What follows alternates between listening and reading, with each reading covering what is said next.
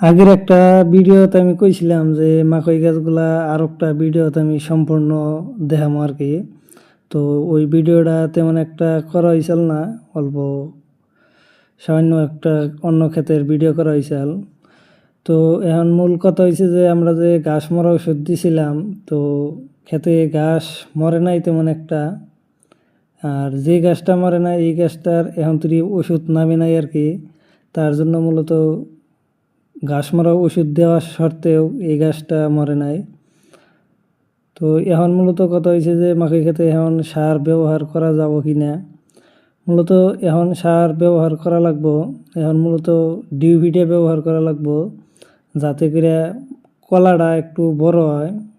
সেই জন্য মূলত এখন ডিউপি ব্যবহার করাটা বেশি জরুরি। আর মাকই গাছটা যদি মোটা না হয় তো কলা কিন্তু তেমন একটা ফলবান হয় না। সেই জন্য মূলত ডিউপিটা একটু বেশি ব্যবহার করা লাগবে এখন। আর ওইটা যে দেখতেছেন ওইটা হলো পানি ট্যাঙ্কি, পানির সাপ্লাই দেয় যে ওই পানির ট্যাঙ্কি। তো আমরা এরপরে এখন ডিউপি ব্যবহার করবো কিছুদিনের মধ্যে আর কি, যেহেতু গাছটা এখন 11 উঁচু হয়েছে।